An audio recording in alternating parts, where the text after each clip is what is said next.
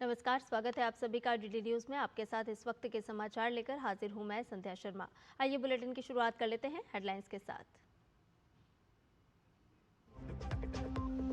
संसद के दोनों सदनों में आज राष्ट्रपति के अभिभाषण पर धन्यवाद प्रस्ताव पर होगी चर्चा।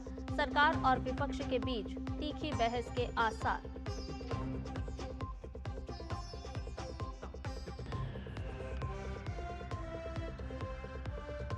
राष्ट्रपति द्रौपदी मुर्मू आज से ओडिशा और छत्तीसगढ़ के 6 दिन की यात्रा पर। शिक्षा, संस्कृति और आदिवासी बहुल क्षेत्रों में विकास कार्यों पर रहेगा फोकस।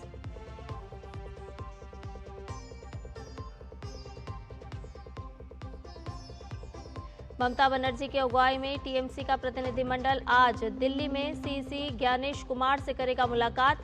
सीएम ममता ने एसआईआर को लेकर सुप्रीम कोर्ट में फिर दायर की अर्जी।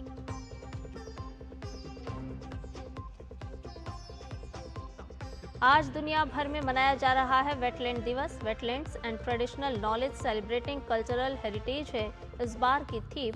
गोवा में सीएम प्रमोद सावंत कार्यक्रम में हुए शामिल।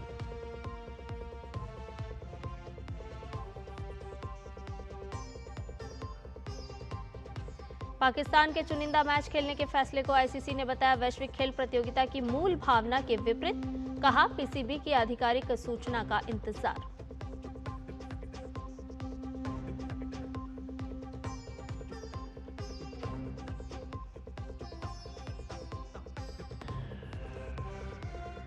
और बुलेटिन में सबसे पहले बात संसद के बजट सत्र की। संसद के दोनों सदनों में आज राष्ट्रपति के अभिभाषण पर धन्यवाद प्रस्ताव पेश होगा। केंद्रीय मंत्री सर्बानंद सोनोवाल लोकसभा में ये प्रस्ताव पेश करेंगे, जबकि भाजपा सदस्य तेजस्वी सूर्या इसका समर्थन करेंगे। संसद के बजट सत्र की शुरुआत 28 जनवरी को राष्ट्रपति द्रौपदी मुर्मू के अभिभाषण के साथ हुई थी, जिसके बाद 29 जनवरी को आर्थिक सर्वेक्षण की रिपोर्ट पेश की गई थी। वहीं कल वित्त मंत्री निर्मला सीतारमण ने बजट पेश किया। संसदीय कार्य मंत्री किरण रिजिजू ने कहा कि इस पर 3 दिन चर्चा होगी। We have 3 days discussion. Prime Minister will reply on 4th evening. So keeping that in mind, since we will NDA will have around 55% of the time, I think 5 to 6 speakers today. वही बात करें राज्यसभा की, तो यहाँ भी राष्ट्रपति के अभिभाषण पर धन्यवाद प्रस्ताव पेश करने के बाद इस पर चर्चा शुरू होगी। भाजपा के सी सदानंदन मास्टर ये प्रस्ताव पेश करेंगे और उनकी पार्टी के सदस्य मेधा विश्राम कुलकर्णी इसका समर्थन करेंगी। इधर बजट पर प्रतिक्रिया देते हुए नेताओं ने इसे भविष्य का बजट बताया है और साथ ही साथ विपक्ष की बजट पर नकारात्मक सोच पर सवाल भी खड़े किए हैं। बजट के बारे में तो कांग्रेस और उनके लोगों का जो सोच है वो इतना नकारात्मक है, इतना निगेटिव है कि वो लोगों को गलत संदेश देना चाहते हैं। दुनिया मानता है, ये हम झूठ बोल सकते हैं कि आज दुनिया में बड़े आर्थिक देश में सबसे तेजी से बढ़ने वाला भारत है। ये कोई झूठ बोलने का चीज़ है क्या? ये दुनिया देख रहा है। आज इन्वेस्टमेंट रिकॉर्ड पे आ रहा है। आज मोदी जी के नेतृत्व में पूरे बड़े बड़े देश भारत के साथ फ्री ट्रेड एग्रीमेंट करना चाह रहे हैं। आज भारत में सब निवेश करना चाहते हैं। हमारा एक्सपोर्ट रिकॉर्ड पे रिकॉर्ड कायम किया जा रहा है। जो एक मोबाइल हम एक्सपोर्ट नहीं करते थे, आज हम कितने बिलियन डॉलर से मोबाइल फ़ोन एक्सपोर्ट कर रहे हैं। गाड़ी रिकॉर्ड नंबर पे एक्सपोर्ट कर रहे हैं। ये सारा चीज़ सबके सामने में होते हुए भी अगर दिखाई नहीं देता है तो मैं अंधा तो नहीं बोलूँगा, लेकिन मैं ये कहूँगा कि वो देखने के लिए नहीं चाहते हैं। बजट है ये 2047 का जो विजन है प्रधानमंत्री नरेंद्र मोदी जी के विकसित भारत का, उसकी बुनियाद इस बजट से पड़ गई है। ये इंक्लूसिव है, समावेशी है। इसके जरिए क्षेत्रीय असंतुलन, जो संसाधनों के असमान वितरण से उपजा हुआ असंतुलन है, उसको दूर करने की कोशिशें भी हैं और फिस्कल डिसिप्लिन, कहीं ना कहीं जो चुनौतियां थी उसे कम करने का निर्णय भी एक साहसिक निर्णय है। विपक्ष के समझ से यह बजट बाहर है, क्योंकि विपक्ष बजट के गंभीरता को नहीं देख पाई। ये बजट स्वावलंबी भारत को, वोकल फॉर लोकल यानी घर घर रोजगार का एक नया जो है लकीर खींचने वाला है। आम लोगों के लिए, महिलाओं के सशक्तिकरण के लिए काफ़ी इसमें जो है प्रावधान किया गया है, युवाओं के रोजगार के लिए प्रावधान किया गया है, किसानों को खुशहाल बनाने का प्रावधान है। तो इस तरह करके जो है बजट आने वाले समय में एक लंबा लकीर खींचने वाला है। आदरणीय प्रधानमंत्री जी ने पहली बार जो हरियाणा को दिया है, कांग्रेस 55 साल तक देश के अंदर सत्ता में रही है। ये लगातार लंबे समय तक कांग्रेस पार्टी हरियाणा में भी सत्ता में रही है, केंद्र में भी कांग्रेस की सरकार रही है। नरेंद्र मोदी जी ने इस बजट के अंदर हरियाणा को दिया है, ऐतिहासिक दिया है। आज तक इतना किसी सरकार ने नहीं दिया जो नरेंद्र मोदी जी ने हरियाणा को दिया है। तो आम बजट पर देश भर से प्रतिक्रियाएं सामने आ रही हैं और इसी कड़ी में वाराणसी के लोगों ने भी बजट का स्वागत किया है। उन्होंने इस बजट की खुलकर प्रशंसा की, सराहना की। लोगों ने शानदार बजट के लिए वित्त मंत्री निर्मला सीतारमण और प्रधानमंत्री नरेंद्र मोदी को धन्यवाद दिया। निश्चित रूप से यह बजट जो है हमारे प्रधानमंत्री जी का जो संकल्प है रिफॉर्म, परफॉर्म और ट्रांसफॉर्म, उसको पूरी तरह से चरितार्थ करता है। बात मैं अगर काशी की करूं तो काशी को दो बड़ी सौगातें मिली हैं। एक तो काशी से जब जलमार्ग को बढ़ावा मिलेगा तो कहीं ना कहीं इंडस्ट्रियां जो है और ज़्यादा बढ़ेंगी, इंडस्ट्री के माल भेजने की लागत कम आएगी, तो इससे रोजगार के अवसर भी सृजित होंगे और इंडस्ट्री को भी बढ़ावा मिलेगा।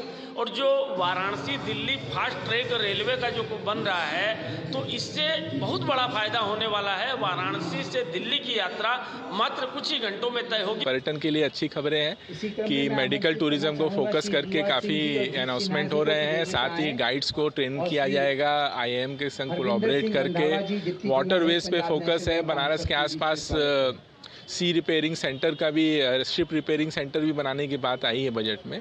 और हाई स्पीड बुलेट ट्रेन्स की बात आ रही है टूरिस्ट डेस्टिनेशन को कनेक्ट करते हुए, और खासकर बनारस, दिल्ली और अदर सेक्टर्स को। तो ओवरऑल बहुत ही अच्छा बजट है। बहुत ही शानदार बजट है। इस बजट से क्या है ना कि इकोनॉमी को काफ़ी तेज़ी से ग्रोथ होगा और इकोनॉमी तेज़ी से चलेगी। लोग भावना बनाने की कोशिश नहीं की गई है, लेकिन ग्रोथ इंजन के हिसाब से अच्छा किया गया है ताकि डेवलपमेंट बहुत अच्छा हो और विकास इंजन का जो रोजगार परख है। बनारस पूर्वांचल की राजधानी है और जिस तरह से 2014 के बाद और बनारस का विकास हुआ वो पिछले 75 साल में नहीं हुआ था। इधर नीति आयोग के पूर्व CEO अमिताभ कांत ने आम बजट 2026-27 को वित्तीय रूप से अनुशासित और जिम्मेदार बताया। उन्होंने कहा कि जटिल भू राजनीतिक परिस्थितियों और वैश्विक आपूर्ति श्रृंखलाओं में व्यवधान के बीच ये बजट संतुलित दृष्टिकोण अपनाता है। अमिताभ कांत ने कहा कि अमेरिकी टैरिफ से प्रभावित समुद्री क्षेत्र, वस्त्र एवं फुटवेयर सेक्टर को समर्थन देने और पर्यटन जैसे रोजगार सृजन क्षेत्रों पर फोकस से विकास और नौकरियों को बढ़ावा मिलेगा। This budget, I think, is a fiscally prudent and a very responsible budget. The emphasis is on manufacturing, it is on infrastructure, it is on cutting-edge areas of technology. It enables India to leapfrog in some areas like data centers, nuclear power. The budget also focuses a lot on sectors which are impacted by American tariffs, like marine sector, like textiles, labor and footwear. She also lays emphasis on job creating sectors like tourism, which will provide a huge impetus to growth with jobs. So I think overall this is a very responsible and a very fiscally prudent budget. चलिए और ताज़ा update ले लेते हैं। हमारे सहयोगी संवाददाता राजेश राज हमारे साथ जुड़ गए हैं क्योंकि आज संसद के दोनों ही सदन, लोकसभा और राज्यसभा की बात की जाए तो अहम कार्रवाई संचालित की जा रही है। राजेश, आपसे यही जानना चाहेंगे कि राष्ट्रपति के अभिभाषण पर धन्यवाद प्रस्ताव को लेकर के आज चर्चा होनी है दोनों सदनों में। क्या समय सुनिश्चित किया गया है आज दोनों सदनों के लिए? देखिए, जो संसदीय कार्य मंत्री हैं किरण रिजिजू, उन्होंने अभी मीडिया से जानकारी देते हुए ये बताया कि राष्ट्रपति के अभिभाषण पर धन्यवाद प्रस्ताव पर चर्चा जो है वो 18 घंटे चलेगी। हालांकि उन्होंने लोकसभा और राज्यसभा का जिक्र नहीं किया। सीधे तौर पर उन्होंने बताया कि 18 घंटे तक चर्चा होगी। तो ये माना जा सकता है कि चर्चा बुधवार तक जो चलेगी। बुधवार को ही मुझे जैसा लग रहा है कि सोमवार, मंगलवार और बुधवार को चर्चा संपन्न हो पाएगी और तभी रिप्लाई हो पाएगा, क्योंकि 6-6 घंटे की अवधि जो है अगर प्रत्येक दिन के हिसाब से देखते हैं तो ये अवधि 18 घंटे जो है वो मैराथन चर्चा होगी, जिसमें तमाम दलों के जो प्रतिनिधि हैं, तमाम दलों के जो अधिकृत सांसद होंगे, अपने अपने दलों के प्रतिनिधित्व करने वाले, उन लोगों को बोलने का मौका मिलेगा। अगर सदन की कार्रवाई ठीक ठाक ढंग से चलती है तो जहां तक विपक्ष का सवाल है, तो विपक्ष की तरफ से अभी भी अखिलेश यादव यहाँ पहुंचे थे। अखिलेश यादव ने साफ तौर पर कहा कि जो बजट है बजट में कुछ भी नहीं है। तो जो विपक्ष का रवैया है वो कहीं ना कहीं नकारात्मक साफ तौर पर दिखाई पड़ रहा है। बिहार से राष्ट्रीय जनता दल के जो सांसद हैं वो भी अभी सदन के बाहर नीट छात्रा मामले में सीबीआई जांच को लेकर के वो धरना प्रदर्शन कर रहे थे। तो और कांग्रेस के जो सांसद हैं वो भी लगातार बजट की आलोचना कर रहे हैं। तो हम कह सकते हैं कि सदन के भीतर भी इसका रिफ्लेक्शन कुछ न कुछ देखने को जरूर मिलेगा, लेकिन ये उम्मीद जरूर की जा सकती है कि सदन की कार्रवाई क्वेश्चन आवर जब खत्म होगा लोकसभा में, तो क्वेश्चन आवर के बाद तुरंत बाद जो है राष्ट्रपति पर अभिभाषण पर जो धन्यवाद प्रस्ताव पर चर्चा है उसको शुरू करा लिया जाएगा। राजेश, देखिए बजट सत्र बहुत ही महत्वपूर्ण होता है क्योंकि देश की प्रगति और आर्थिक रूप से उन्नति तय करता है ये सत्र। ऐसे में जहां पक्ष जो है वो अपनी तरफ से अपनी बात रखता हुआ सदन में भी नजर आएगा, लेकिन विपक्ष क्या एक तय एजेंडे के तहत बजट में भले ही तमाम प्रगति और उन्नति की बात हो, लेकिन क्या विपक्ष अपनी भूमिका सिर्फ विरोध के लिए दर्ज कराता हुआ नजर आएगा? देखिए, विपक्ष के लिए एक बड़ा मौका होता है संध्या, राष्ट्रपति के अभिभाषण पर धन्यवाद प्रस्ताव पर जब चर्चा होती है तो वो सत्ता पक्ष को घेरने का एक बड़ा मौका विपक्ष के पास होता है, जहां पर वो तमाम मुद्दों पर सरकार की आलोचना कर सकते हैं, सरकार को घेर सकते हैं। लेकिन अगर विपक्ष शोर शराबा या हंगामा अगर करने का रुख अगर अख्तियार करता है तो ऐसी स्थिति में वो सरकार को क्या घेरेगा? ये सवाल एक बड़ा जो है वो सवाल है कि विपक्ष सत्ता पक्ष को घेरने के लिए उनके पास एक बड़ा अवसर है लोकसभा और राज्यसभा में। सत्ता पक्ष के लोग यही कहते हैं कि हम हर बिंदु पर चर्चा को तैयार हैं, विपक्ष तमाम मुद्दों को रेज करे। तो राष्ट्रपति के अभिभाषण में जहां सरकार के पूरे कामकाज का रिफ्लेक्शन दिखाई पड़ता है, उन कामों को जिसको राष्ट्रपति के द्वारा सरकार ने गिनाने का काम किया है, उन तमाम बिंदुओं पर विपक्ष चाहे तो सत्ता पक्ष को घेर सकता है।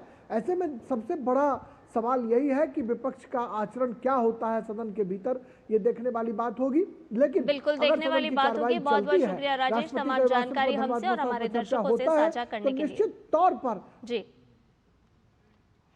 और वहीं आपको बता दें कि भारतीय जनता युवा मोर्चा के राष्ट्रीय अध्यक्ष और बेंगलुरु दक्षिण से सांसद तेजस्वी सूर्या ने बजट को युवाओं के लिए समर्पित बताया है। बजट को लेकर हमारे वरिष्ठ सहयोगी राजेश राज ने तेजस्वी सूर्या से संसद भवन परिसर में खास बातचीत की है, आपको सुनवाते हैं।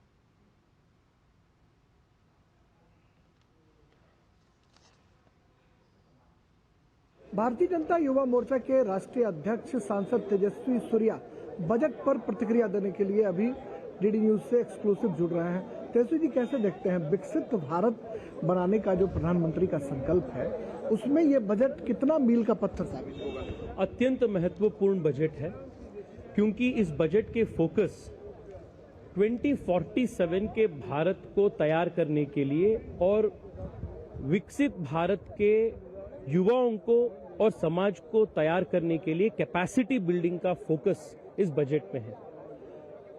इमर्जिंग टेक्नोलॉजीज की बात बजट के हर लाइन में हुआ है, आर्टिफिशियल इंटेलिजेंस से लेकर क्वांटम कंप्यूटिंग तक, ग्रीन हाइड्रोजन मिशन से लेकर भारत को न्यूक्लियर एनर्जी से कैसे सशक्त बनाना, ऐसे कई सारे चीजों के ऊपर इस पे उल्लेख हुआ है। युवाओं के लिए कितना स्कोप दिखाई पड़ रहा है?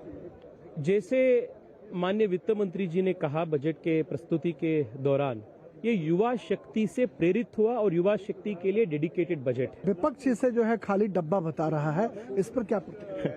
विपक्ष के हर बजट के रिएक्शन को आप देखिए, पिछले 10-11 साल के एक ही जैसा उनका रिएक्शन होता है। वो बजट तैयार होने से पहले, बजट स्पीच प्रस्तुत होने से पहले ही उनका टेम्पलेटेड रिस्पॉन्स तय होके आ जाता है। अगर आप उनको कल पूछे कि बजट के बारे में, कल अगर आप पूछे होते तो कल भी वो यही बोले होते, क्योंकि वो उनके ये बजट से, घोषणाओं से कुछ मतलब नहीं है। जो मन में आते हैं वो बोल के चले जाते हैं। Because they are not serious about it, the country has rejected them in toto in every way. Thank you.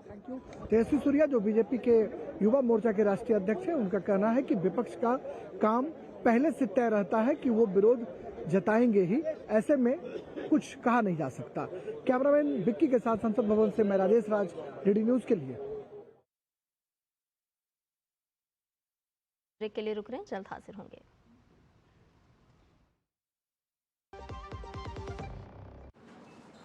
जब विकास जी के लिवर का ऑपरेशन हुआ तो पॉलिसी बाजार की टीम ने हॉस्पिटल पहुंचकर 50 लाख रुपए का क्लेम अप्रूव करवाने में पूरी हेल्प की। पॉलिसी बाजार पर 1 करोड़ का हेल्थ इंश्योरेंस सिर्फ 550 रुपए महीने से शुरू। टिंग टिंग, अम्मा मैसेज। मैं आपके मौसा के चाचा का नाती का पोता, शादी का कार्ड मैसेज में भेजा है, डाउनलोड करिए और आशीर्वाद दीजिए। मैं तो आपको जानती भी नहीं, फिर भी शादी का कार्ड खोलूं? मैं मूर्ख नहीं हूँ। क्या बात है अम्मा। यूपीआई कहता है अगर कोई अनजान नंबर से फाइल या लिंक भेजे तो क्लिक मत करो और कहो मैं मूर्ख नहीं।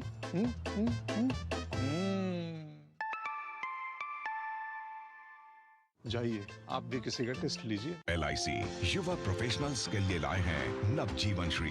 करें नियमित प्रीमियम का भुगतान, जीवन बीमा का आनंद लें, प्राप्त करें प्रीमियम के प्रतिशत पर गारंटीकृत एडिशंस। अपने वित्तीय लक्ष्यों के अनुरूप मैच्योरिटी पर गारंटीकृत धनराशि पाएं। मौजूदा पॉलिसी धारकों के लिए आकर्षक अतिरिक्त लाभ। आज ही खरीदें।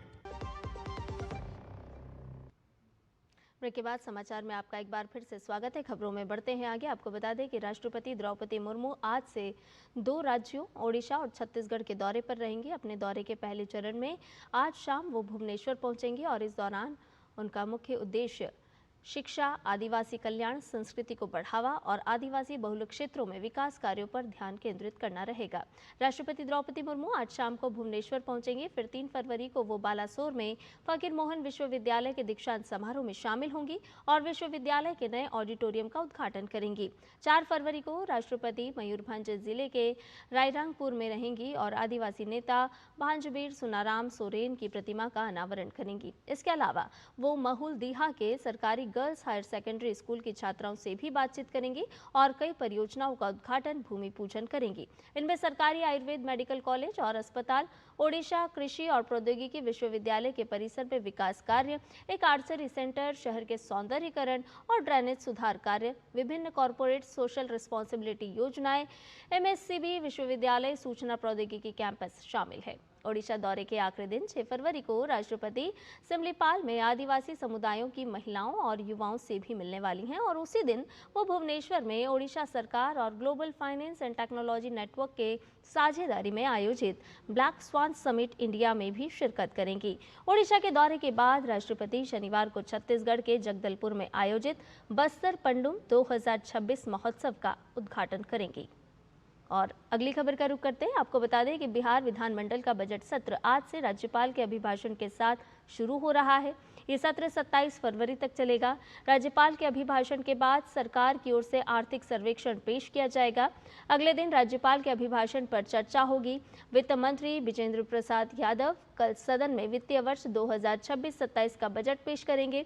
विधानसभा चुनाव 2025 के बाद नीतीश कुमार के नेतृत्व में बनी नई सरकार का ये पहला पूर्ण बजट होगा। बजट में बुनियादी ढांचे के विकास, शिक्षा और स्वास्थ्य सेवाओं में सुधार, रोजगार सृजन और ग्रामीण अर्थव्यवस्था को मजबूत करने पर खास ध्यान दिए जाने की उम्मीद है। शांतिपूर्ण सदन चले, सबसे आग्रह है और ये नई सरकार के नई पहल का भी स्वरूप बजट में दिखाई पड़ेगा। सरकार बिहार की जनता के उत्थान कल्याण के लिए पूरी सजगता से, पूरी सेवा के भाव से बिहारियों का स्वाभिमान बढ़े, इसको लेकर करके पूरी तरह से समर्पित है। इस बार तो बिहार विधानसभा का बजट जो है अनोखा बजट आने वाला है। पूरा देश देखता रह जाएगा कि बिहार आने वाले 20 साल आगे का बजट लाने जा रहा है और आप जब देखेंगे, विशेष करके मैं उद्योग मंत्री हूँ, पथ निर्माण मंत्री हूँ, आप जब बजट को देखेंगे तो आपको ऐसा महसूस होगा कि विकसित भारत यानी समृद्ध बिहार को जो है हम लोग इस बजट में साकार करने जा रहे हैं। औद्योगिकरण, निवेश, पर्यटन को अंतर्राष्ट्रीय मानचित्र पर बिहार कैसे बेहतर तरीके से लाए जिससे बिहार को अतिरिक्त राजस्व मिले, ये तमाम जो हमारे संकल्प हैं वो इस बजट के जरिए दिखेंगे। 1.5 दर्जन बार के आसपास हम लोग दो अंकों में ग्रोथ रेट दर्ज कर चुके हैं और ये संभव तभी होता है जब एक कल्पनाशील दूरदर्शी नेता किसी राज्य की अगुवाई कर रहा हो। इसीलिए इस बजट से बिहार की जो उम्मीदें हैं वो पूरी होंगी। और वहीं जम्मू कश्मीर विधानसभा का बजट सत्र आज सुबह उपराज्यपाल मनोज सिन्हा के अभिभाषण के साथ शुरू हुआ। मुख्यमंत्री उमर अब्दुल्ला के नेतृत्व वाली सरकार का ये दूसरा बजट सत्र है जिसमें वो 6 फरवरी 2026 को आगामी वित्त वर्ष का बजट पेश करेंगे। रमजान और ईद के चलते इस सत्र में 20 फरवरी से 26 मार्च तक 35 दिनों का लंबा अवकाश रहेगा। ये सत्र 4 अप्रैल को समाप्त होगा और इसमें कुल 22 बैठकें प्रस्तावित हैं। अपने अभिभाषण में उपराज्यपाल मनोज सिन्हा ने कहा कि ये सत्र जम्मू कश्मीर की जनता की आकांक्षाओं को पूरा करने वाला होगा।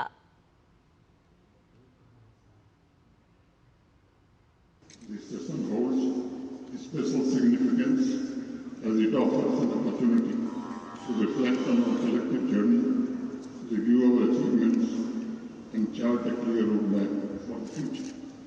It also provides a moment to reaffirm our shared commitment to fulfill the aspirations of the people of Jammu and Kashmir.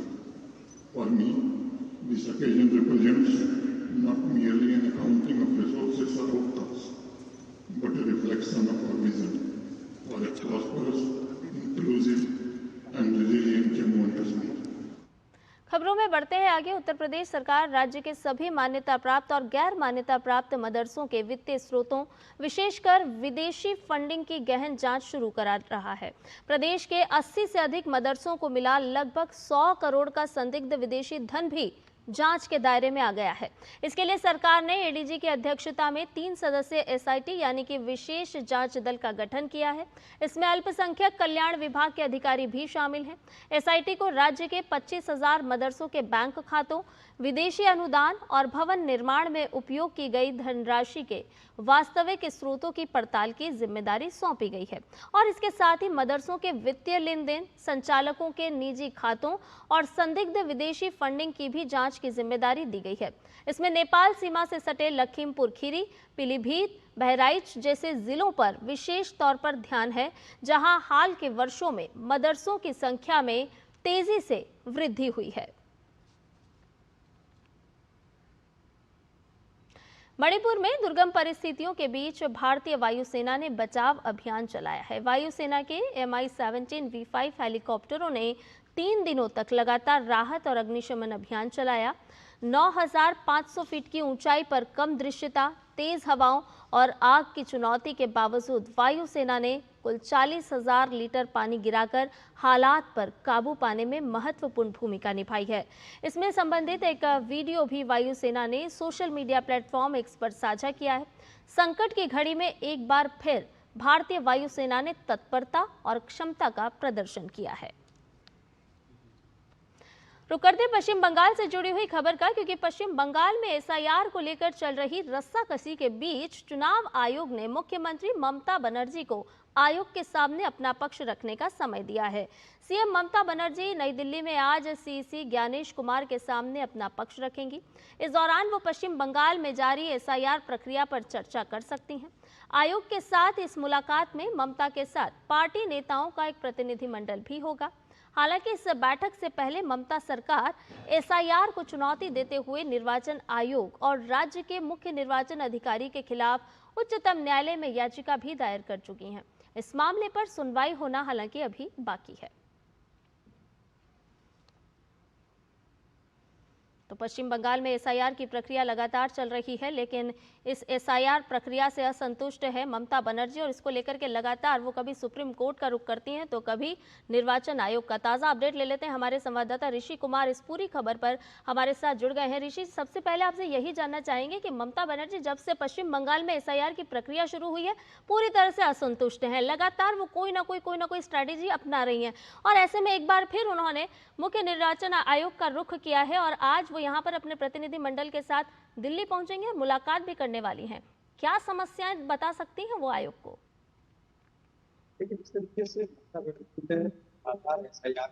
बनाया है और पश्चिम बंगाल में ये एक आज की डेट में कह सकते हैं कि एसआईआर को लेकर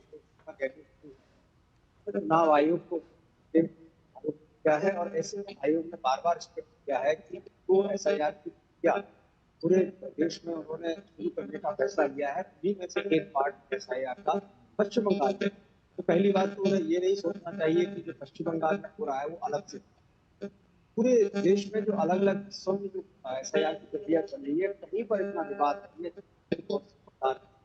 और बंगाल में विवाद की राजनीतिक कारणों में तब्दील किया गया है।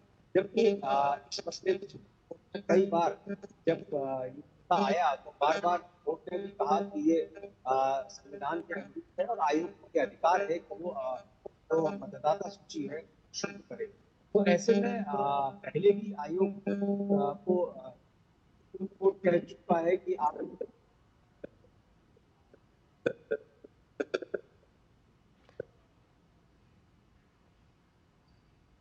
चलिए, तो पश्चिम बंगाल में किस तरह के हालात हैं एसआईआर प्रक्रिया को लेकर के और आज दिल्ली रुख करने वाली हैं ममता बनर्जी। हमारे सहयोगी संवाददाता तमाम अपडेट हमसे साझा कर रहे थे और वो बता रहे थे कि एसआईआर की प्रक्रिया ऐसा नहीं है कि सिर्फ पश्चिम बंगाल में चल रही है, हालांकि समस्या सिर्फ पश्चिम बंगाल में है, ये भी गौर करने वाली बात है। रुक करते अगली खबर का। पश्चिम बंगाल भाजपा आज मतदाता सूची में कथित गड़बड़ी और प्रशासनिक दुरुपयोग के खिलाफ राज्य के सभी 23 जिलों में बड़ा प्रदर्शन करने जा रही है। पार्टी का मुख्य आरोप है कि जिला मजिस्ट्रेट और एसडीओ राजनीतिक दबाव में स्पेशल इंक्वायरी रिपोर्ट के बहाने आम जनता को प्रताड़ित कर रहे हैं। इस मुद्दे पर नेता प्रतिपक्ष शुवेंदु अधिकारी आज शाम 4 बजे विधायकों के प्रतिनिधि मंडल के साथ मुख्य सचिव से मुलाकात करेंगे। दोपहर 2 बजे से ही राज्य भर में डीएम कार्यालयों के घेराव की रणनीति तैयार की गई है। स्थानीय मीडिया रिपोर्ट्स के हवाले से ये बताया जा रहा है कि भाजपा ने बीएलओ और अन्य अधिकारियों पर गलत जानकारी जमा करने के गंभीर आरोप लगाए हैं। पार्टी ने स्पष्ट किया है कि यदि मुख्य सचिव से संतोषजनक प्रतिक्रिया नहीं मिली तो फिर राज्यपाल को भी ज्ञापन सौंपा जाएगा। चलिए, और इस खबर पर भी ताज़ा अपडेट लेकर के हमारे संवाददाता सौरभ दत्ता हमारे साथ जुड़ गए हैं। उनसे ताज़ा अपडेट लेते हैं कि आखिर पश्चिम बंगाल में भारतीय जनता पार्टी की क्या कुछ रणनीति चल रही है। सौरभ, अब घेराव करने की बात सामने आई है, अपना पक्ष रखने की बात सामने आ रही है, भारतीय जनता पार्टी आज किस तरह से रुख अपनाती हुई पश्चिम बंगाल में नजर आएगी? देखिए, जितने भी जिला निर्वाचन आधिकारिक कार्यालय है वो 23 जो जिला निर्वाचन आधिकारिक कार्यालय है उनके बाहर भाजपा के जो कार्यकर्ता हैं वो लोग प्रोटेस्ट जताएंगे और उसके साथ साथ जो नेता प्रतिपक्ष है शुवेंदु अधिकारी उनके नेतृत्व में विधायकों का एक दल यहाँ का जो स्टेट सेक्रेटरी है नवान्न वहां पे जाके चीफ सेक्रेटरी से भेंट करेंगे। ऐसा ही जानकारी मिल रहा है कि हालांकि देखना पड़ेगा कि चीफ सेक्रेटरी उनसे मुलाकात करते हैं या नहीं और कितने पुलिस भी उनको स्टेट सेक्रेटरीएट तक जाने देती है या नहीं, वो सब देखना पड़ेगा। लेकिन ये बात एक स्पष्ट है कि जब आज दिल्ली में 4 बजे सीईसी गणेश कुमार के साथ चीफ मिनिस्टर ममता बनर्जी अपना 15 जो प्रतिनिधि दल है उनके साथ जाएगी और उनका वो वहां पे क्या कहेंगी वो अभी तो स्पष्ट हो चुका है। उन्होंने एक पत्र लिखा है माइक्रो ऑब्जर्वर रोल ऑब्जर्वर की रोल को लेकर और कल भी उन्होंने एक बयान दिया है कि एसआईआर के विरोध में एसआईआर बंगाल से डर रही है बीजेपी, इसलिए एसआईआर का इस्तेमाल कर रही है, ये उनका कहना है। दूसरी तरफ जो बीजेपी का कहना है, भाजपा का कहना है, राज्य भाजपा का कहना है, उनका ये कहना है कि जो भी हियरिंग सेंटर्स में जो आम आदमी को परेशान किया जा रहा है, जानबूझकर परेशान किया जा रहा है, जो टीएमसी के जो लोग हैं, जो बीएलओज है लेकिन टीएमसी के कार्यकर्ता है, वो तो टीचर्स है, टीएमसी के ऑर्गेनाइजेशन से आते हैं, वो लोग जानबूझकर उस एंट्री में डेटा एंट्री में ऐसा कुछ दिक्कत कर रहे हैं, ऐसा कुछ गलती कर रहे हैं जिसके चलते जो आम आदमी है जो उनको हियरिंग सेंटर तक आना पड़ रहा है, और कमीशन का जो जो सुविधा है, जैसे 85 उम्र से ज्यादा लोगों को आना नहीं चाहिए, घर पे ही चले जाएंगे, ये सब बातें पहुंचा ही नहीं जा रही है ठीक तरह से। दूसरी बात ये भी है कि कहीं पे जाके भाजपा का जो ये आरोप है, ये आरोप सिर्फ बयानबाजी तक नहीं है। चुनाव आयोग के जरिए भी पिछले हफ्ते में हम लोगों के पास सामने काफी सारे तथ्य सामने आए हैं। वो उनमें से एक गंभीर आरोप ये है कि साउथ 24 परगना के एक एडिशनल डीएम है भास्कर घोषाल नाम कर उनके ऊपर ये आरोप था कि उन्होंने एक मैसेज छोड़ा था जहां पे उन्होंने लिखा था कि नॉट वेरीफाई ऑप्शन पे आप नहीं क्लिक करेंगे। तो ये चुनाव का कहना था कि नॉट वेरीफाई ऑप्शन में एक एडीएम कैसे कह सकती है, ये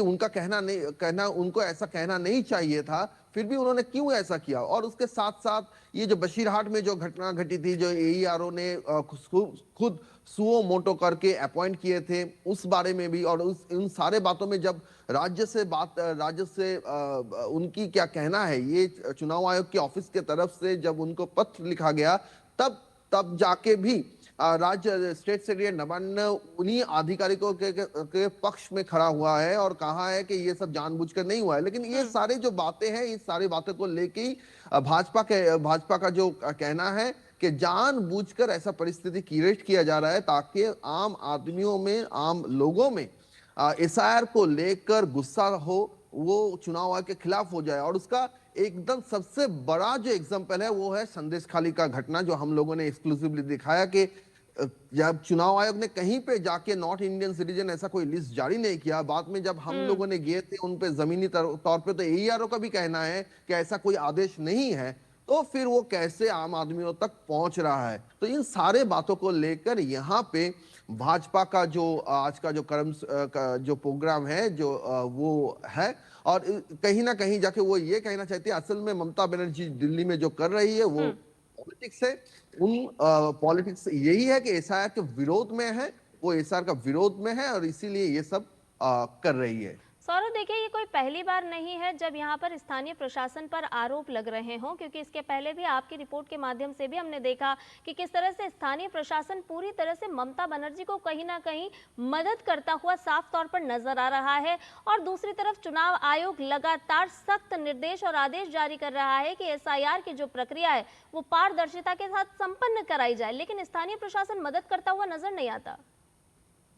जी देखिए, असहयोग का जो मामला है, ये तो खुद जो स्वराष्ट्र मंत्री अमित शाह जो राज्य के दौरे में आए थे, तब उन्होंने भी ये स्पष्ट कर दिया मन से कि एसआईआर से डर रही है ममता सरकार, इसीलिए वो जो चुनाव आयोग के जो आला अधिकारी है उनके साथ सहयोग नहीं कर रहा है। और ये सब बातें इसलिए सामने आ रही है कि एक के बाद एक जब चुनाव आयोग जब यहाँ के स्टेट एडमिनिस्ट्रेशन को, जो डीओस को जो ऑर्डर दे रहे हैं, वो कहीं ना कहीं जाके ठीक तरह से उसको इम्प्लीमेंट नहीं किया गया। यहाँ तक कि हियरिंग का जो प्रोसेस है उसमें भी काफी डिले हुआ है। अब चुनाव का ये कहना है कि ये सारे जो डिले हो रहा है, वो डिले का भी कारण कहीं ना कहीं ये सब भी जानबूझ के किया जा रहा है ताकि जो तृणमूल का रेटोरिक है उसको आम आदमियों के सामने इसको एस्टेब्लिश किया जाए। ये देखिए, जो हम कह रहे हैं असल जमीन में हकीकत वही है। हालांकि चुनाव आयोग का ये कहना है कि कुछ सब आधिकारिक ऐसे हैं, ऐसा नहीं है,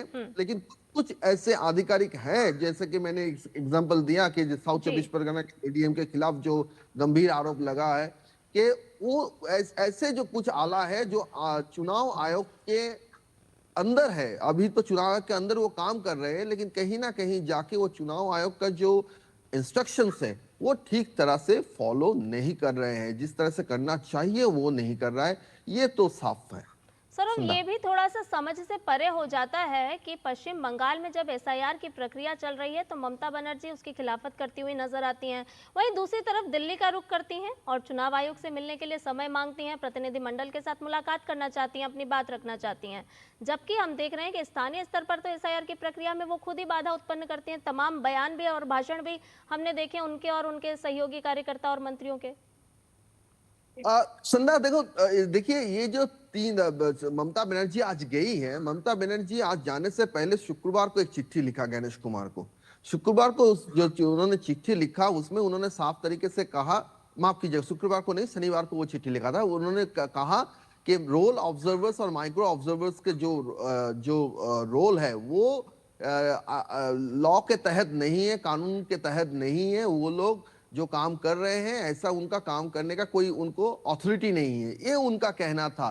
तो कहीं ना कहीं जाके रोल ऑब्जर्वर्स कौन है? रोल ऑब्जर्वर्स, माइक्रो ऑब्जर्वर्स जो आए हैं, ये चुनाव आयोग का कहना है कि अगर डेटा एंट्री ऑपरेटर्स जैसे बिहार में मिला था, वैसे अगर यहाँ पर भी समय पर डेटा एंट्री ऑपरेटर्स मिल जाता तो माइक्रो ऑब्जर्वर्स नियुक्त करने का इतनी तैनात इस संख्या में 8,000 माइक्रो ऑब्जर्वर्स नियुक्त करना पड़ा है चुनाव आयोग को, वो करना नहीं पड़ता। लेकिन ये बात भी तो सही है कि फाइल तो कब से पड़ा था नवान्न में, लेकिन उन्होंने वो डेटा एंट्री ऑपरेटर्स का लिस्ट नहीं दिया है। और डेटा एंट्री ऑपरेटर्स के नाम पर वो जो दे रहे हैं वो सारे डेटा एंट्री ऑपरेटर्स वो इधर कॉन्ट्रेक्चुअल है और यहाँ कॉन्ट्रेक्चुअल एम्प्लॉइज है। तो कॉन्ट्रेक्चुअल एम्प्लॉइज जो है, कॉन्ट्रेक्चुअल एम्प्लॉइज कौन है? जो टीएमसी के सिंपैथाइजर्स हैं, वो कॉन्ट्रेक्चुअल एम्प्लॉइज है।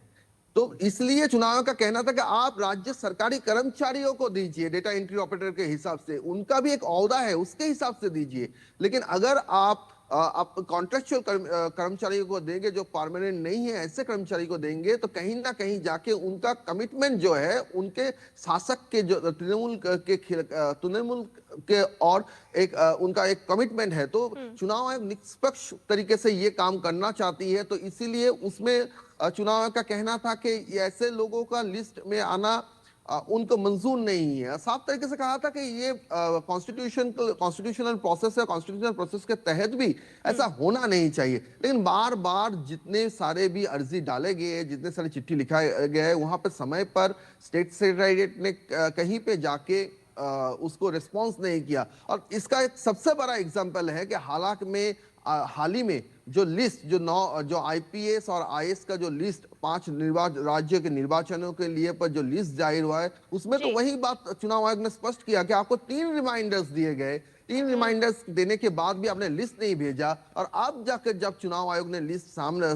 पब्लिश कर दिया कि उनको इलेक्शन करना है 5 राज्यों में, तब आप जाके कह रहे तब जाके उन्होंने एक लिस्ट दिया कि 9 आईएएस और 9 आईपीएस को उस लिस्ट से ऑल्टरनेटिव दिया जाए। तो ये पहले क्यों नहीं हुआ? तो ये सारी जो घटनाएं कहीं ना कहीं जाके ये साफ करती है कि एसआईआर को लेकर सीएम का जो रवैया है वो एडमिनिस्ट्रेशन को भी कहीं ना कहीं इसमें शामिल कर लिए है। सौरभ, इसके साथ साथ देखिए, एक तरफ चुनाव आयोग को लगातार चिट्ठी लिखने का सिलसिला जारी है, मुलाकात के लिए समय मांगा जाता है, वहीं दूसरी तरफ आज जो मुलाकात होने वाली है उससे पहले भी एक सुप्रीम कोर्ट में याचिका दायर कर दी गई है। इस याचिका के क्या मायने समझे जाएं? क्योंकि एक तरफ आप संवैधानिक संस्था से मुलाकात चाहती हैं, दूसरी तरफ आप सुप्रीम कोर्ट का रुख भी कर रही हैं। देखिए, ये ममता बनर्जी का पॉलिटिक्स माना जा रहा है। वो एक तरफ से अगर हम पिछले हफ्ता की घटनाक्रम को देखें तो देखेंगे कि सपा प्रधान अखिलेश यादव कलकत्ता आते हैं और आकर वो नवान्न में सीएम के साथ मीट करती हैं और सीएम उनके हाथ में माइक्रोफोन थमा देता है, माइक थमा देता है और सपा प्रधान अखिलेश यादव यहाँ के स्टेट के सेक्रेटरीट से कह रहे हैं कि सारे देश में अगर कोई बीजेपी विरोधी फेस है तो वो ममता बनर्जी है।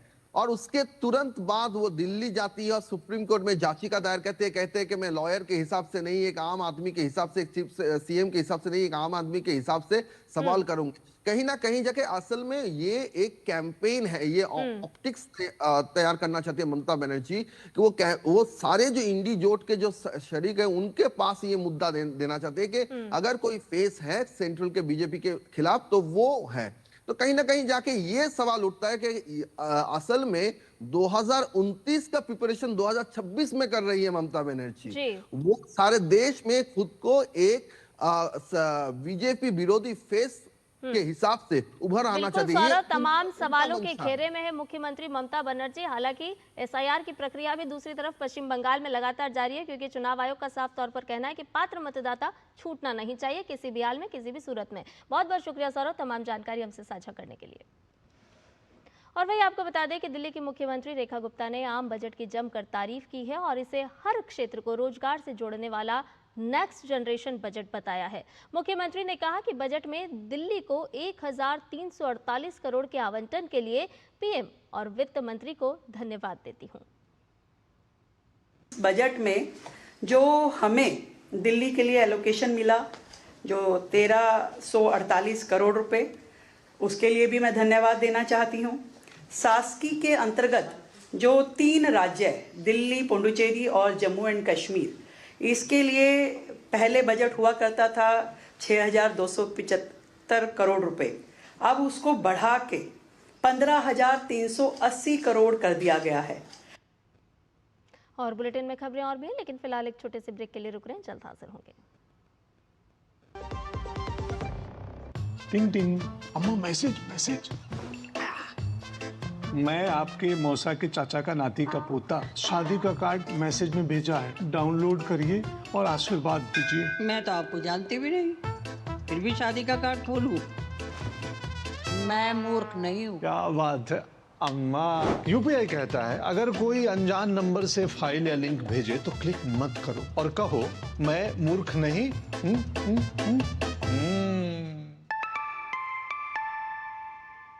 जाइए आप भी किसी का टेस्ट लीजिए। क्या आपको है आकर्षक बचत विकल्पों की तलाश? LIC प्रस्तुत करता है नवजीवन श्री सिंगल प्रीमियम प्लान। एक मुश्त प्रीमियम राशि जमा करें, जीवन बीमा कवर का आनंद उठाएं, परिपक्वता पर गारंटीकृत निश्चित राशि प्राप्त करें, तरलता विकल्प भी उपलब्ध। अभी खरीदें। मौजूदा पॉलिसी धारकों के लिए आकर्षक छूट, नियम और शर्तें लागू।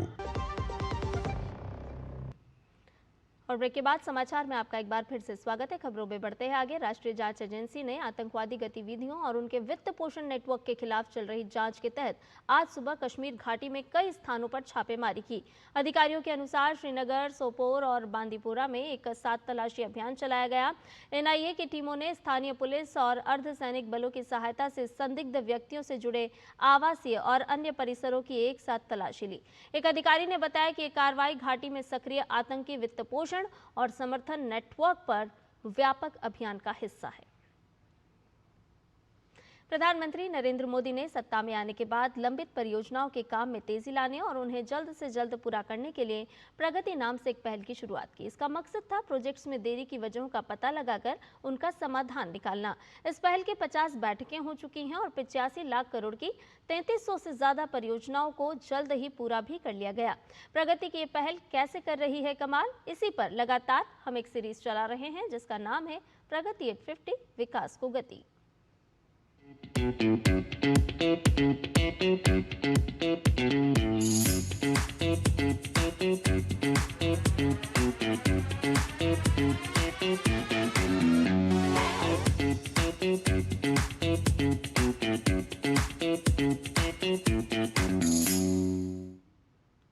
प्रधानमंत्री की अध्यक्षता में होने वाली प्रगति समीक्षा बैठकों ने किस तरह से बड़े और जटिल इंफ्रास्ट्रक्चर प्रोजेक्ट्स को जमीन पर उतारने में अहम भूमिका निभाई है, इसका एक बड़ा उदाहरण है अहमदाबाद मेट्रो रेल परियोजना फेज 2। ये वही परियोजना है जो कभी भूमि अधिग्रहण, पुनर्वास और फंडिंग जैसी चुनौतियों में फंसी हुई थी, लेकिन प्रगति के तहत लगातार समीक्षा और मॉनिटरिंग से आज ये पूरी तरह से परिचालन में है।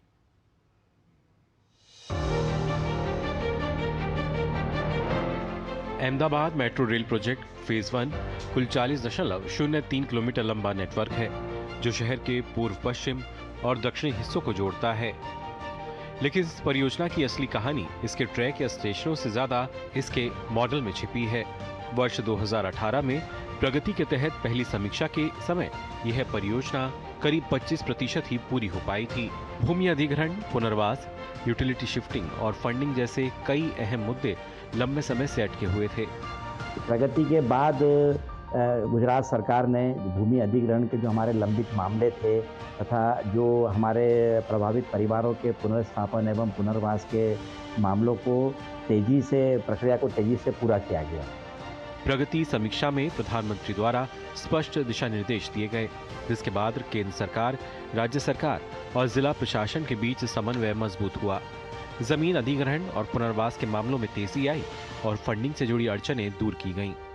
दिसंबर 2020 की प्रगति समीक्षा तक परियोजना की भौतिक प्रगति बढ़कर करीब 62% तक पहुंच गई। इसके बाद प्रशासनिक निर्णयों की रफ्तार और बढ़ी और काम में सुधार देखने को मिला। प्रगति की लगातार निगरानी का असर ये रहा कि वित्तीय वर्ष 2021-22 तक परियोजना की प्रगति 87% से अधिक हो गई और इसके बाद मेट्रो नेटवर्क को चरणबद्ध तरीके से जनता के लिए खोल दिया गया। बेहतर अंतर एजेंसी समन्वय का सकारात्मक प्रभाव ये हुआ कि हमें जो भी काम में अड़चनें या दिक्कतें आ रही थी वो बाधाएं दूर हुई तथा हमारी जो भौतिक जो प्रगति थी परियोजना की उसमें उल्लेखनीय वृद्धि हुई। गुजरात मेट्रो फेज़ 1 की वित्तीय वर्ष 2019-20 में जहां हमारी भौतिक प्रगति 53% थी, वहीं वित्तीय वर्ष 2021-22 में हमारी भौतिक प्रगति 88% तक पहुंच गई। अहमदाबाद मेट्रो ये दिखाता है कि जब बड़े प्रोजेक्ट्स की शीर्ष स्तर पर नियमित समीक्षा होती है तो जटिल चुनौतियां भी समय पर सुलझाई जा सकती हैं। जब हमें ये होता है किसी भी विभाग को और ये किसी परियोजना को कि प्रधानमंत्री जी स्वतः ही इसका पूरी मॉनिटरिंग कर रहे हैं, ये कर रहे हैं, तो उनके सिर्फ उस भाव से कि वो मॉनिटरिंग कर रहे हैं, सारे विभागों में सारे प्रोजेक्ट्स के अंदर एक अलग से ऊर्जा आती है और एक अलग से उनका जो दिशा निर्देश का करके हम लोगों को बहुत एक मोटिवेशन मिलता है। प्रगति ने इस परियोजना को सिर्फ गति ही नहीं दी बल्कि इसे एक राष्ट्रीय मॉडल के रूप में स्थापित किया। आज अहमदाबाद मेट्रो फेज़ 1 पूरी तरह परिचालन में है और प्रतिदिन करीब 1.5 लाख यात्री इसका लाभ उठा रहे हैं और इस संख्या में लगातार वृद्धि भी हो रही है। ये परियोजना भारतीय rail, high speed rail, BRTS और बस सेवाओं से जुड़कर मल्टी मॉडल कनेक्टिविटी का मजबूत उदाहरण बन चुकी है।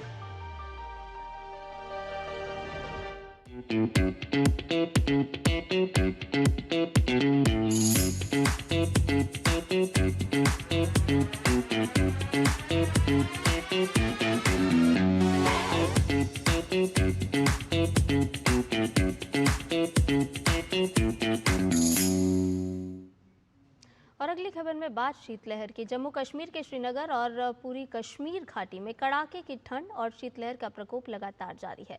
तापमान में भारी गिरावट के कारण आम जनजीवन प्रभावित हुआ है, लेकिन पर्यटन गतिविधियां बदस्तूर चल रही हैं। डल झील के आसपास स्थानीय लोग और पर्यटक भारी ऊनी कपड़ों में लिपटे हुए नजर आ रहे हैं और मौसम का लुत्फ ले रहे हैं। कड़ाके की सर्दी के बावजूद पर्यटकों की संख्या में कोई कमी नहीं आई है और वो शिकारा की सवारी का लुत्फ भी ले रहे हैं। यहाँ आके बहुत अच्छा लग रहा है, स्वच्छता भी बढ़िया है और ठंड भी है, लेकिन जो भी होना चाहिए हमें कि भाई डल झील जमी हुई है वो अब की बार जैसे है नहीं 2-3 सालों से, तो वो भी देखने के लिए नहीं मिला। लेकिन सोनमर्ग वगैरह में काफ़ी हो रहा और हमें कल सनफॉल भी हमें देखने के लिए मिल गया, तो हमें बहुत अच्छा लगा यार। जम्मू कश्मीर के उधमपुर जिले का लड्डाधार इलाका हालिया बर्फबारी के बाद पर्यटकों के आकर्षण का मुख्य केंद्र बन गया है। प्रधानमंत्री ग्राम सड़क योजना के तहत बनी नई सड़कों ने इस दुर्गम और खूबसूरत स्थान तक पहुंचना अब बेहद ही आसान कर दिया है। यहाँ की ताज़ा और साफ बर्फ को देखते हुए पर्यटक इसे छोटा कश्मीर की संज्ञा भी दे रहे हैं और आप तस्वीरों में भी देख सकते हैं कि किस तरह से आनंद ले रहे हैं। सैलानियों का मानना है कि पटनी टॉप और नथा टॉप की तुलना में यहाँ का प्राकृतिक सौंदर्य अधिक मनमोहक है। इस क्षेत्र में कनेक्टिविटी को बेहतर बनाने के लिए पर्यटकों ने भारत सरकार के प्रयासों की जमकर सराहना की है। यहाँ पे बहुत मज़ा आ रहा है मुझे। सबसे पहले मैं अपने घर बहुत एक्साइटेड थी इधर आने के लिए, बिकॉज यहाँ पे टूरिस्ट भी आ रहे हैं। और थैंक्स मैं करना चाहूँगी गवर्नमेंट ऑफ इंडिया का, जिन्होंने ये PMGSY रोड बनाए हैं, जिनके कारण आज हम यहाँ पे देखने आ सकते हैं। पहले यहाँ पे रोड नहीं हुआ करते थे, सो यहाँ पे बहुत क्रिटिकल था आना, ऊपर आना। तो अभी हम इस पूरी बर्फ़बारी का एंजॉय कर सकते हैं। ये हमारे लिए छोटा सा कश्मीर है। सब लोग पतरी टॉप, सनासर, नथा टॉप जाते हैं, बट आप देख सकते हैं इधर पूरी फ्रेश स्नो है, वाइट है। उधर पीछे आप देख सकते हैं पूरी स्नो से पूरी माउंटेन्स ढके हुए हैं। और मैं सब टूरिस्ट को बोलना चाहती हूँ कि आप इससे अच्छा आप इधर आइए, पतरी टॉप से ज़्यादा इधर ज़्यादा मज़ा आएगा और ये फ्रेश भी है स्नो।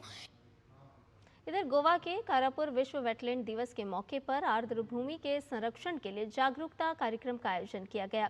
इस कार्यक्रम का उद्घाटन मुख्यमंत्री प्रमोद सावंत ने किया। कार्यक्रम में स्कूली बच्चों के अलावा पर्यावरण संरक्षण के लिए काम करने वाले लोगों ने भी हिस्सा लिया। मुख्यमंत्री ने कार्यक्रम को संबोधित करते हुए आर्द्र भूमि के महत्व को बताया और उसके संरक्षण की जरूरत पर भी जोर दिया। बिहार बोर्ड इंटरमीडिएट की परीक्षाएं आज से शुरू हो गईं और 13 फरवरी तक चलेंगी। ये परीक्षाएं 1762 केंद्रों पर 13.17 लाख से ज्यादा स्टूडेंट्स के लिए आयोजित की जा रही है। रुक करते अंतर्राष्ट्रीय खबरों का। अमेरिकी राष्ट्रपति डोनाल्ड ट्रंप ने कहा है कि उन्हें उम्मीद है कि ईरान वाशिंगटन के साथ समझौता कर लेगा। ये बयान ईरान के सर्वोच्च नेता अयातुल्लाह अली खामेनेई की उस चेतावनी के कुछ घंटों के बाद आया है जिसमें उन्होंने कहा था कि अमेरिका द्वारा शुरू किया गया कोई भी संघर्ष क्षेत्रीय युद्ध में बदल जाएगा।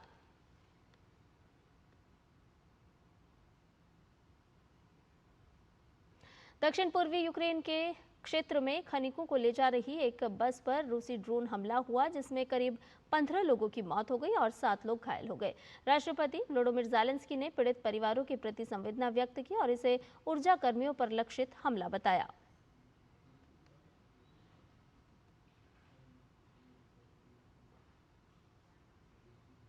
इधर रूस की सुरक्षा परिषद के उपाध्यक्ष दिमित्री मेदवेदेव ने कहा है कि यूरोपीय शक्तियां यूक्रेन में रूस को हराने में असफल रहीं, लेकिन इस कोशिश में उन्होंने खुद को भारी आर्थिक नुकसान पहुंचाया।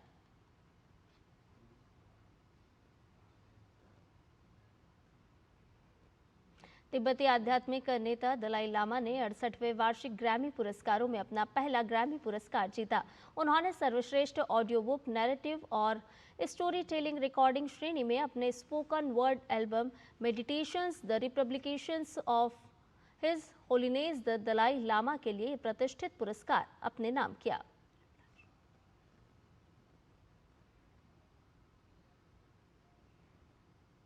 तुर्की के दक्षिणी प्रांत अंतालिया में एक यात्री बस दुर्घटनाग्रस्त हो गई है जिसमें कम से कम 9 लोगों की मौत हो गई और 26 अन्य लोग घायल हो गए। दुर्घटना के बाद आपातकालीन टीमें मौके पर पहुंची और घायलों को अस्पताल पहुंचाया गया।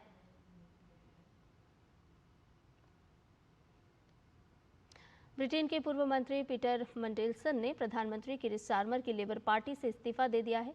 अमेरिकी फाइनेंसर जेफरी एप्स्टीन के साथ कथित संबंध के कारण पीटर मंडेलसन ने इस्तीफा दिया। मंडेलसन ने कहा कि उन्होंने पार्टी को अधिक शर्मिंदगी से बचाने के लिए कदम उठाया है।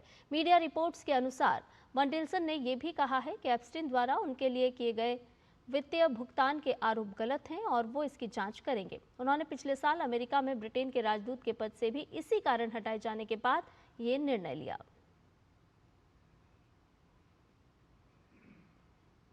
वहीं अगली खबर में बांग्लादेश जमात-ए इस्लामी की महिला इकाई की वरिष्ठ नेताओं ने पार्टी में महिलाओं के शीर्ष पदों पर रोक का बचाव किया है।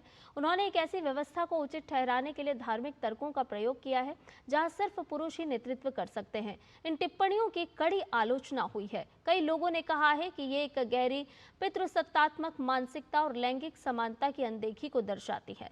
जमात की केंद्रीय महिला इकाई की सचिव नूरुन्निसा सिद्दीकी का कहना है कि पुरुष महिलाओं के अभिभावक और प्रबंधक हैं और एक इस्लामिक संगठन होने के नाते जमात महिलाओं को प्रमुख बनने की अनुमति नहीं देता है।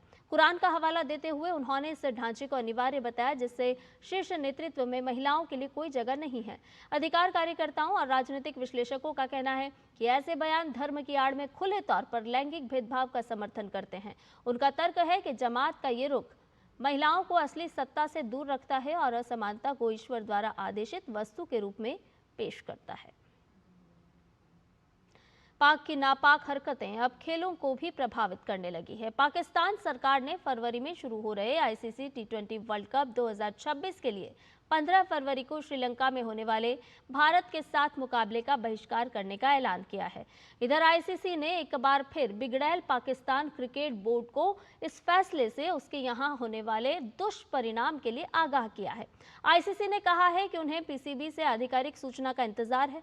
पाकिस्तान सरकार के टी20 वर्ल्ड कप में भाग लेने लेकिन भारत के साथ मुकाबले के बहिष्कार के फैसले पर आईसीसी ने कहा है कि वो पीसीबी से आधिकारिक संवाद की प्रतीक्षा कर रहे हैं, लेकिन चयनात्मक भागीदारी का ये रुख किसी भी वैश्विक खेल प्रतियोगिता की मूल भावना के विपरीत है।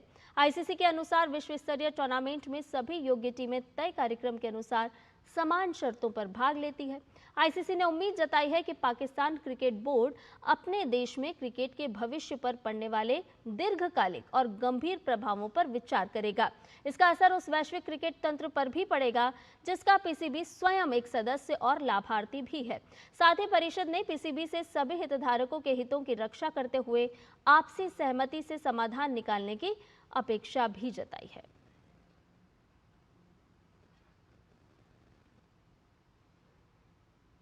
जम्मू कश्मीर अपनी प्राकृतिक सुंदरता के साथ साथ अब शहद उत्पादन के लिए भी खास पहचान बना रहा है। यहाँ का जैविक शहद अपनी गुणवत्ता और स्वाद के कारण बाजार में खूब पसंद किया जा रहा है। केंद्र सरकार की योजनाओं ने मधुमक्खी पालन को बढ़ावा दिया है और इससे ग्रामीण और पहाड़ी इलाकों में रोजगार के नए अवसर भी उत्पन्न हुए हैं। आप देखिए हमारी इस खास रिपोर्ट को और मुझे दीजिए इजाजत। नमस्कार। जम्मू कश्मीर, जहाँ के प्राकृतिक संसाधन न सिर्फ शांति और सौंदर्य का प्रतीक हैं, बल्कि यहाँ का शहद भी उत्तरी भारत में सबसे बेहतरीन माना जाता है। यहाँ के शहद में एक अनोखी मिठास और स्वाद है जो इसे बाजार में विशेष स्थान दिलाता है। राजौरी जिले के लामरी ब्लॉक में स्थित एक एपीकल्चर सेंटर में बसी 150 मधुमक्खी कॉलोनियों में शहद उत्पादन में लगातार वृद्धि हो रही है। केंद्र सरकार भी विशेष रूप से जम्मू कश्मीर में कृषि, बागवानी और पशुधन क्षेत्रों को एक साथ शामिल कर रोजगार के अवसर पैदा करने वाली योजना समग्र कृषि विकास कार्यक्रम HADP के तहत मधुमक्खी पालन को बढ़ावा दे रही है। इसकी बदौलत ही जम्मू कश्मीर का शहद अब केवल एक उत्पाद नहीं बल्कि एक ब्रांड बन चुका है, जिसे देश और दुनिया में सराहा जा रहा है। ये हमारा एक एपीकल्चर का सेंटर है। यहाँ हमने लगभग 150 बी कॉलोनीज रखी हैं। इसमें जो हमारी वैरायटी रहती है वो एपिस मेलिफेरा रहती है। एपिस मेलिफेरा को हम पालते हैं, फिर इनका शहद निकाला जाता है। जो हमारा गवर्नमेंट रेट रहता है वो 400 रुपया पर केजी रहता है। गवर्नमेंट ने बड़ा अच्छा एक स्कीम निकाली है जिसका नाम है HADP, holistic agriculture development programme. इसमें जो हमारा बी कीपिंग है उसमें गवर्नमेंट ने सब्सिडी रखी है 80%। जम्मू कश्मीर में हजारों मधुमक्खी पालक इस योजना से लाभ उठा रहे हैं। उनका कहना है कि जम्मू और कश्मीर का शहद जैविक होता है, जिसकी बाजार में बड़ी मांग है। नॉर्थ इंडिया में जो है सबसे अच्छी बीकी में जो जम्मू कश्मीर का हानि है, चाहे मल्टीफ्लोरा ले लीजिए आप, कठुआ से लेकर रजौरी तक, जो रजौरी नौशहरा तक आता है, इसका रेट अच्छा है। इससे ऊपर टॉप पर चला जाता है खिकर का। एक अच्छी स्कीम जो चल रही है, मैं उसके माध्यम से कहना चाहता हूँ, HADP गवर्नमेंट ऑफ इंडिया ने जो J&K में लॉन्च की है स्कीम होलिस्टिक एग्रीकल्चर। इसमें 35 पेटियों का एक यूनिट दिया जाता है, जिसमें 1,12,000 की सब्सिडी है।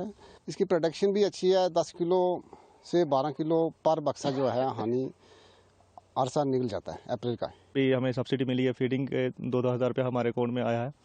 तो जैसा कि हमें कोई परेशानी आती है तो डिपार्टमेंट हमें अच्छे तरीके से कॉपरेट कर रहा है। डिपार्टमेंट की तरफ से हमें कोई परेशानी नहीं है। मक्खियों के लिए ये जगह बहुत अच्छी है, सबसे अच्छी लोकेशन मैं तो इस एरिया को मानता हूँ। मधुमक्खी पालन को बढ़ावा देने के लिए केंद्र सरकार राष्ट्रीय मधुमक्खी पालन एवं शहद मिशन पर कार्य कर रही है। इसके अतिरिक्त खादी और ग्रामोद्योग आयोग का हनी मिशन भी मधुमक्खी पालकों के लिए वरदान साबित हो रहा है। यही कारण है कि मधुमक्खी पालन आज के समय में एक लाभदायक, कम लागत वाला और तेजी से बढ़ता हुआ कृषि आधारित व्यवसाय बन चुका है। खासकर ग्रामीण और पहाड़ी क्षेत्रों में यह स्वरोजगार का एक बेहतरीन साधन है। Shamim Akhtar, DT news.